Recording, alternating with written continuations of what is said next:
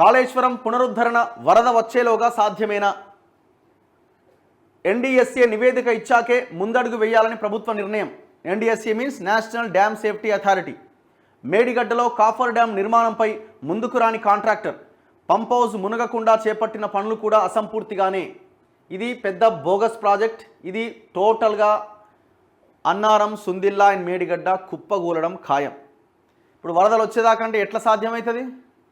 వరదలు వచ్చేదాకంటే 3-4 నెలల్లో అటు ఇటుగా ఒక 4-5 నెలల్లో కట్టిపడేయాలి. ఎంతవరకు సాధ్యమవుతుంది? మీరు ఎటువంటి వరద వచ్చినా అది మునుగుడు ఖాయం, అది కొట్టుకపోవడు ఖాయం. ఎందుకంటే చూడండి, అన్నారం బ్యారేజీలో పూర్తిగా నీటిని తొలగించాక కూడా 35వ పియర్ వద్ద కొనసాగుతున్న సీపేజీ నీళ్ళంతా తీసేసిన తర్వాత కూడా వస్తున్నాయి. చూడండి ఈ మన కట్టడం ఎంత అద్భుతంగా ఉందో. అంటే కింద నుంచి వస్తున్నాయి. సీపేజ్ మీన్స్ కింద బేసే కదులుతున్నది. మేడిగడ్డ కుంగింది, అన్నారం కుంగింది. ఎందుకు? రెండు same design, same planning, same కథా వ్యవహారం. As it is Sundilla. ఇంకే ఎట్లుంటాయి అవి? అసలు ఇది కట్టాలా వద్దా, దీని మీద రూపాయి ఖర్చు పెట్టాలా వద్దా, దాని మీద ఎంక్వైరీ చేయాలరా బాబు అంటే దాన్ని ఎవడు పట్టించుకుంటారు. ఎంతసేపు దీన్ని ఎట్లా కట్టాలా, కాంట్రాక్టర్కి భరించాలన్నా, గవర్నమెంట్ భరించాలన్నా? అసలు భరించుడేంది నాకు అర్థం కాదు. ఒకవేళ అది టోటల్గా మీరు కట్టినారనుకుందాం, ఒక 2000 కోట్లు పెట్టి, ఉపయోగం ఉందా దానివల్ల? కాగ్ రిపోర్ట్ చెప్తుంది కదా, ఇది ఎత్తిపోతల కాదయ్యా బాబు, ఇది తిప్పిపోతలా. 1 ఎకరా భారించడానికి 50,000 ఆ పైన ఖర్చు అవుద్దని కాగ్ రిపోర్ట్ చెప్తున్నది. ఈ రాష్ట్రం మొత్తం ఎంత కరెంట్ అయితే వాడుతుందో, ఈ కాళేశ్వరం ప్రాజెక్టు అన్ని మోటార్లు ఆన్ చేసి కనుక వాడితే అంతకంటే ఎక్కువ కరెంటు, అంటే రాష్ట్రం మొత్తం వినియోగించే కరెంటు కంటే ఎక్కువ కరెంటు ఖర్చు అవుతుందని కాగ్ రిపోర్ట్ చెప్తున్నది. ఇక మరి ఇది అవసరమా? ఇది కట్టాల్సిన అవసరం ఉందా? అందుకే దీని మీద ఒక ఎంక్వైరీ జరగాల. ఒక ఇంటర్నేషనల్ ఏజెన్సీతో ఎంక్వైరీ చేసి నిష్పక్షపాతంగా ఒక కమిటీ వేస్తే, టెక్నికల్ కమిటీ వాళ్ళు ఒక రిపోర్ట్ ఇస్తారు. దాన్ని బట్టి మనం ముందుకెళ్ళొచ్చు.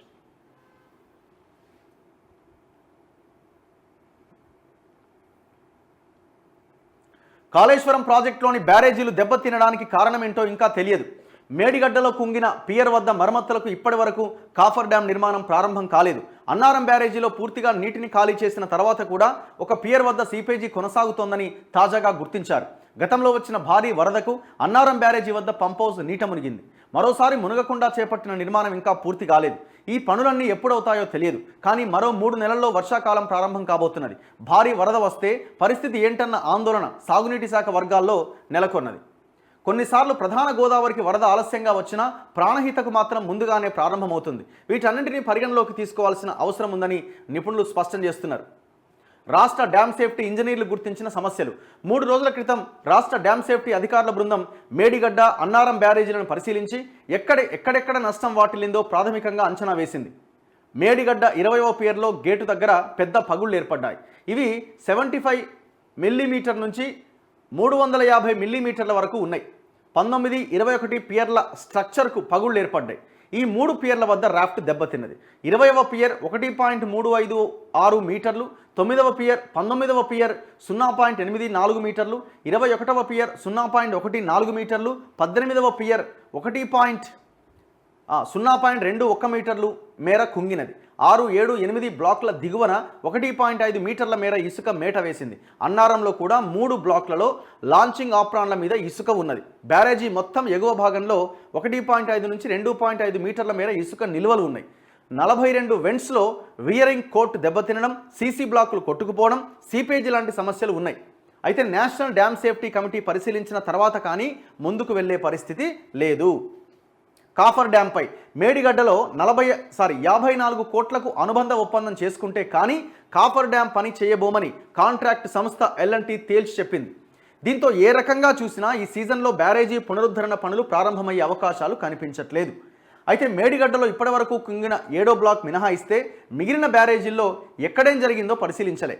మిగిలిన చోట ఏం కాలేదని నిర్ధారించుకొని కాఫర్ డ్యాం నిర్మిస్తే ప్రయోజనం ఉంటుంది. లేదంటే బ్యారేజీకి మరింత నష్టం వాటిల్లే అవకాశం ఉందని నీటిపారుదల శాఖ వర్గాల అభిప్రాయం. ఇప్పుడు 7వ పిల్లర్కి నిర్మాణం జరుగుతుందండి, 7th బ్లాక్కి నిర్మాణం జరుగుతుంది. పక్క నుండి ఇంకో బ్లాక్కి రేపొద్దున వస్తే దెన్ అందుకే ఒక టెక్నికల్ కమిటీ ఇంపార్టెంట్. ఇక్కడ పనిచేసి కోట్ల రూపాయలు ఖర్చు పెడితే మళ్ళీ అది గోదావరిలో పోసినట్టే కదా.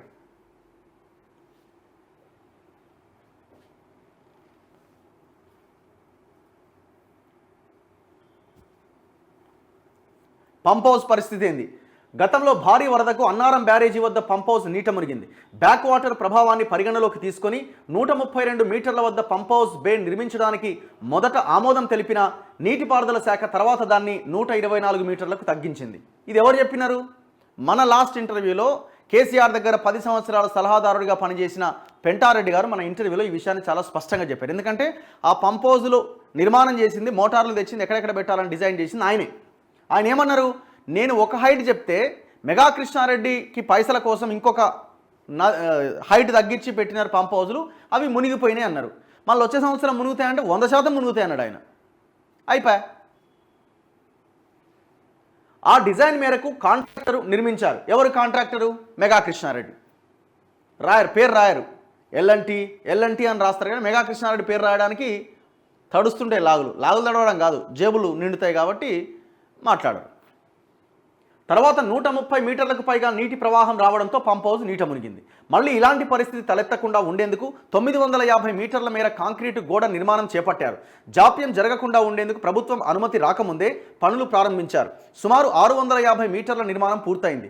135.5 మీటర్ల మట్టం వరకు వరద వచ్చినా పంప్ హౌస్కి ఏమీ కాకుండా ఈ పని చేపట్టామని సంబంధిత వర్గాలు తెలిపాయి. ఈ పని ఇంకా 300 మీటర్లు పూర్తి కావాల్సి ఉన్నది. 68.84 కోట్ల విలువ గల ఈ పనికి ప్రభుత్వం నుంచి ఇంకా పరిపాలన అనుమతి రాకపోవడంతో చేసిన పనికి కాంట్రాక్టర్కు బిల్లులు చెల్లించలే. 6 నెలలకు పైగా పరిపాలన అనుమతి కోసం ఎదురు చూస్తున్నట్టుగా తెలిసింది. ఈ కారణంగా పని నెమ్మదించిందని, మరో 3 నెలల్లోగా మిగిలిన పనిని పూర్తి చేయకపోతే మళ్లీ వరద వస్తే పంప్ హౌస్కు నష్టం వాటిల్లే అవకాశం లేకపోలేదని సంబంధిత వర్గాలు తెలిపాయి. మొత్తం మీద మేడిగడ్డ నుంచి ఎల్లంపల్లి వరకు అన్ని పనులపైన వర్షాకాలంలోగానే పూర్తి స్థాయిలో దృష్టి పెట్టాల్సిన అవసరం ఉందని నీటిపారుదల శాఖ వర్గాలు పేర్కొంటున్నాయి. ఇప్పుడు కోట్ల రూపాయలు ఖర్చు పెట్టి వీటన్నింటినీ మళ్ళీ కట్టాల్సిన అవసరం ఉందా అనేది మనం ఆలోచించాలి. అందుకే అడుగుతున్నాం ఒక ఎంక్వైరీ టెక్నికల్ కమిటీని. ఒక్కనికన్నా చెవికి ఎక్కలేదు. ఇప్పుడు మళ్ళీ వీటి మీద ఖర్చు పెడితే, ఆ 3 బరాజులు ఆ పంప్ హౌజుల మీద ఖర్చు పెడితే గోదావరిలో పోసినట్టే.